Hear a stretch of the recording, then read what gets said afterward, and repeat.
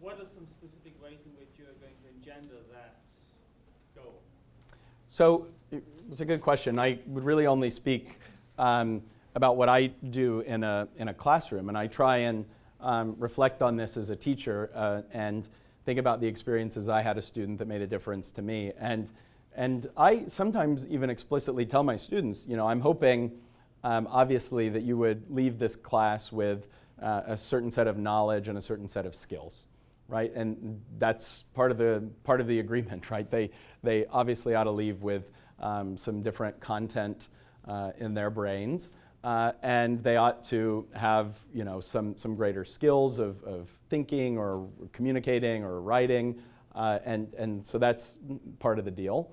But I also explicitly try and think in the classroom of wanting to inspire an appreciation or desire or love even of something that's worthy of being that kind of object. And so, you know, in the case of teaching about the classics, right? I mean, most of the students I teach in my classes aren't going to go on to be classicists, which is probably good.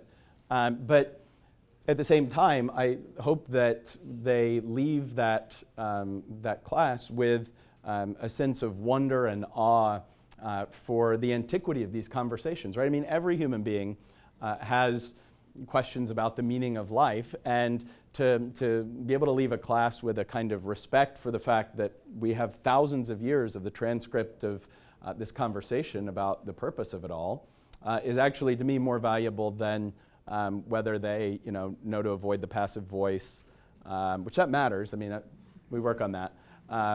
Or, you know, whether they can provide 3 English translations of Eudaimonia, which they need to pass the final. But it's that third piece, I mean, knowledge and skills, but then also the kind of cultivation of a desire to love the truth or to seek justice. So, I mean, I teach a class on justice, and I hope students don't leave that class saying, well, I can define justice, I can write an essay on justice, but I don't care about justice any more than when we started. So I think in that sense, the classroom provides an opportunity to hopefully inspire. And you can't prescribe it, right? I mean, I can't tell a student, sorry, where's the student? I can't tell a student, you know, you will love justice, right? That's not ever going to be effective. In fact, that'll probably make them dislike justice. You kind of have to trick them into eating their peas and make it, show them your passion and love of a subject. So that's, you know, some of the ways that I think about it. That's a very worthy goal for higher education. Is this a goal that we used to have?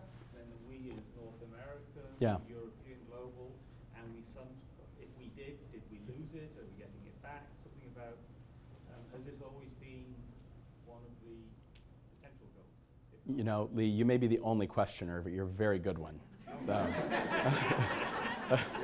That's very, very profound question. So there's a couple of different levels to answer that at. One is that, I mean, I think it goes without saying that this is an organic part of the tradition of education. I mean, in some sense, going straight back to the classical world that views education as a way of molding citizens, but is then deeply embedded in the history of public education and private education in this country, and continues to be at some level embedded in what we do. I think sometimes it's in the trappings of symbols, right? I mean, universities often have really high-sounding mottos that they don't think about much on a day-to-day basis. So sometimes you have the kind of ossification of these ideas that are around in the paraphernalia or the rituals of a university.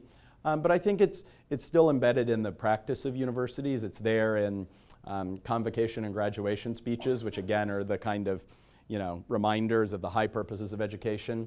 But then too often when you get down into the weeds of it, sometimes those higher purposes do get lost. I do think that, you know, there aren't enough universities that are really robustly grabbing hold, that are affirming the importance of this part of what they do.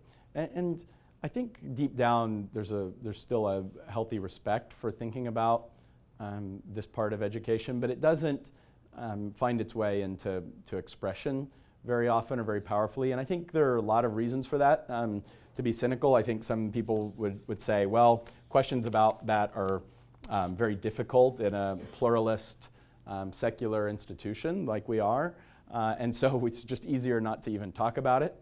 And I think that's a problem, because I think that's really abdicating some of our central responsibilities. And if institutions of higher education can't have those conversations, I don't know where else it would be possible in the public square. So I wouldn't say it's been lost. I think that there are reasons why it's hard. I think there are things that get in the way. I do think people are, people go to higher education for career advancement, and there's a side of that that's good. I've been at other institutions, and I can tell you it's probably much stronger at those institutions than it is here. I was a graduate student at another institution where this was before the financial crash. Like 90% of students were going into finance and consulting on graduation, and that absolutely so dominated the culture inside the institution. Everything was about getting placement into one of those very advantageous kinds of remunerative kinds of employments after graduation. So it's what you ask is, I think, the million-dollar question. But I wouldn't necessarily say it's in terms of lost. I think it's there aren't enough institutions that really take hold of that responsibility, and then I think there are plenty of other distractions that can get in the way and take up all the time. You've said a lot about how students are going to college to pursue careers, and there's a big social push towards like STEM degrees and basically careerism.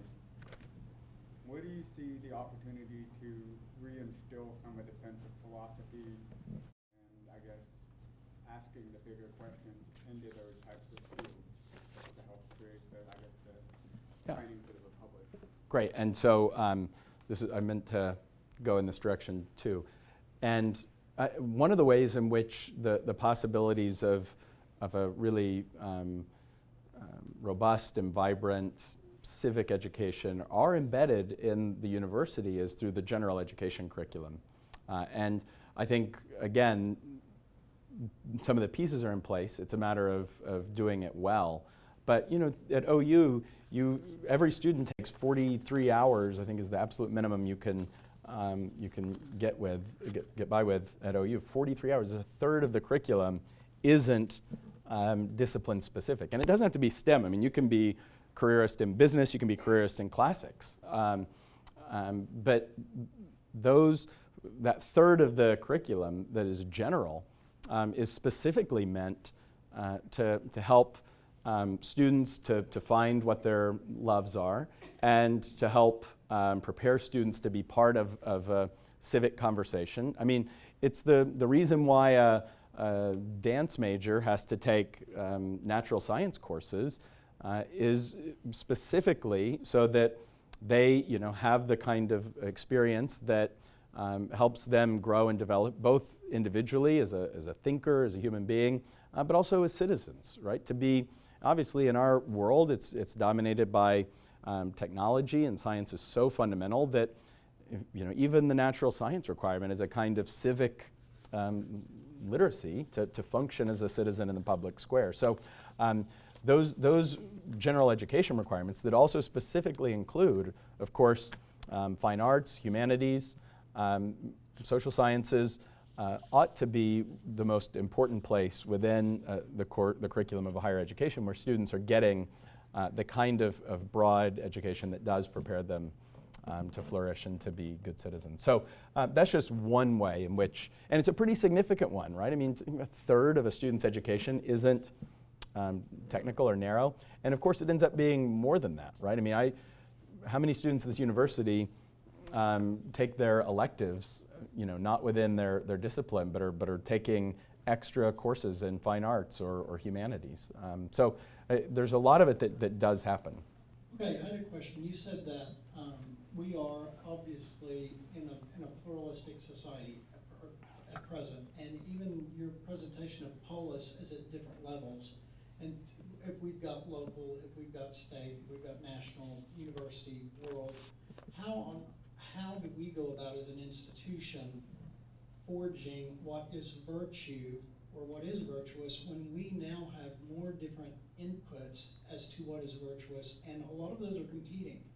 How do you go about finding a virtue, or who decides what is virtue when there are several different answers to that? And again, they could be competing visions, if you will, of what virtuous is. Sure, it's a great question, and my opinion is that different kinds of communities are going to cultivate different kinds of virtues. And so, you know, if we were an Amish community, we would cultivate different kinds of virtues from the kind of institution we are, which is a comprehensive public research university. And so I don't think that that means that there aren't certain kinds of qualities of the individual that we cultivate. I mean, I just think we do. And so one of the exciting conversations that's been happening around the Institute is what are some of those qualities that would have a kind of, I mean, I would think would be organically embedded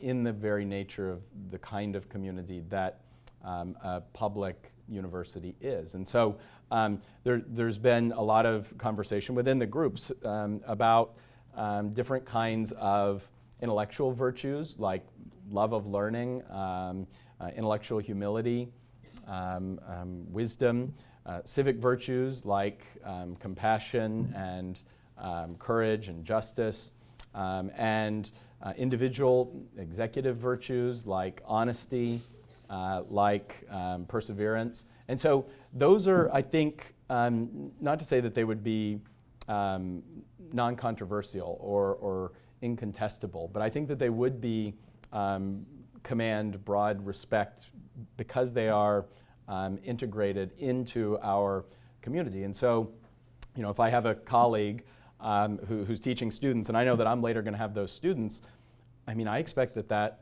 colleague will uphold high standards of integrity, academic integrity in the classroom, and will be cultivating a kind of love of learning and love of truth in students. And so I do think that there are places where virtues live, even within a public university, that are really important and that would command a broad consensus in a way that's really important in terms of the university being a place of civic education. I think because we are a public university too, that helps define the kind of community that we are. And again, if we were a different kind of community, we would probably have different virtues that we would be talking about with our students. So thank you all very much. And do you want you're coming back, right? Okay.